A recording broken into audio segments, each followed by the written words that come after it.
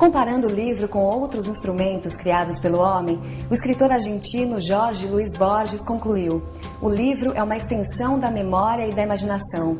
Mas você sabe como é o processo de impressão desse utensílio que revolucionou o modo de transmitir conhecimento? O Entre Linhas visitou uma oficina tipográfica e Modernas Gráficas de São Paulo para ver como as técnicas de impressão do livro evoluíram desde a invenção dos tipos móveis por Gutenberg no século XV.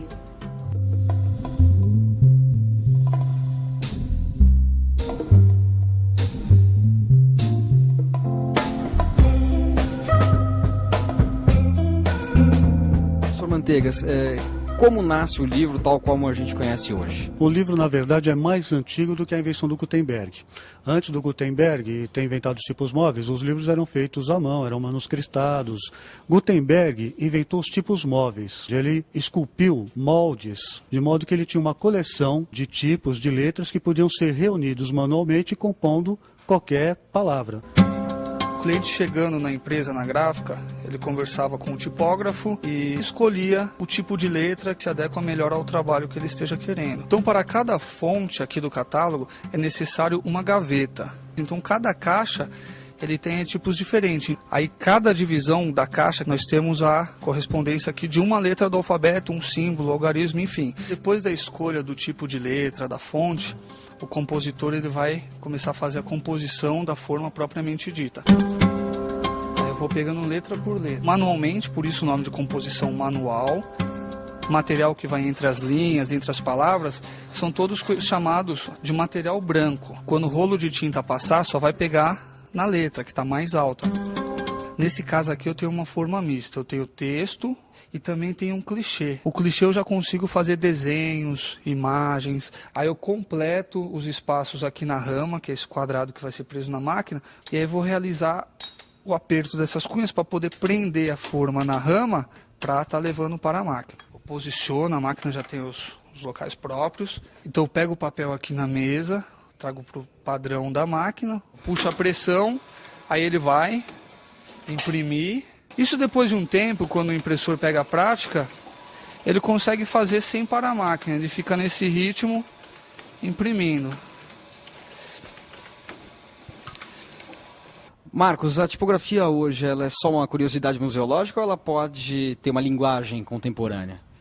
Na verdade, a tipografia ela é uma linguagem, né? Os grandes colégios, escolas de design entendem que para você compreender tudo isso, está aqui, a história nasce aqui. A base das artes gráficas, os princípios, a métrica da composição está presente aqui. O que a gente faz aqui é um trabalho, né, dessa alquimia aqui, investigativa. Então a gente procura continuar essa história, né?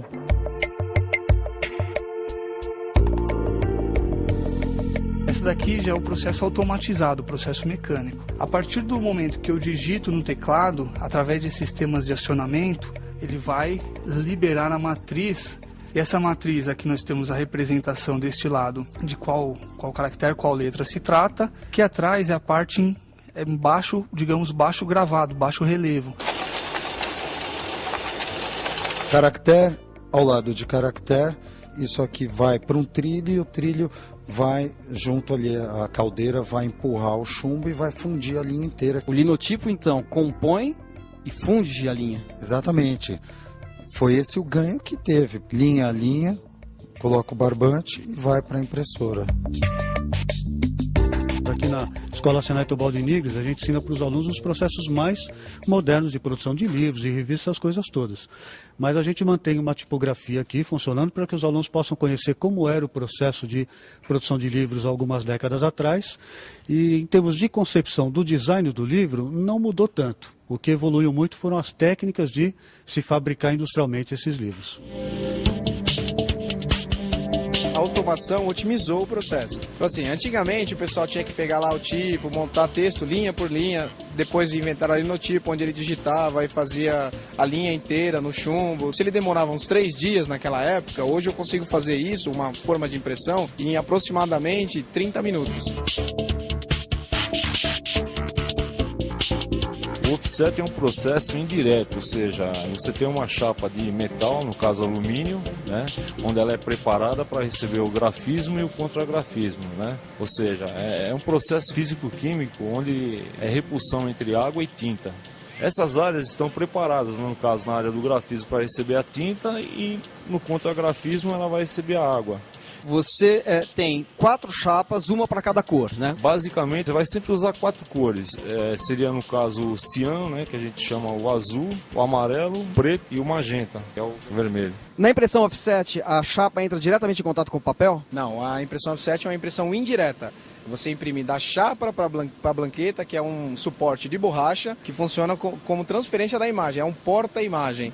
Você transfere da chapa para a blanqueta, da blanqueta para o papel. Então, você tem uma impressão indireta. Viviane, quando uma editora manda um livro para ser impresso aqui na Ipsis, como é que é o processo? Nós recebemos o arquivo já digital, a gente gera uma prova de plotter. A prova de plotter seria uma prova contratual, onde o cliente verifica, pré-visualiza, na verdade, como o livro vai ficar final, que ele ainda tem oportunidade de fazer uma revisão final, seja ela de texto ou de posicionamento de imagem, antes do material ser impresso.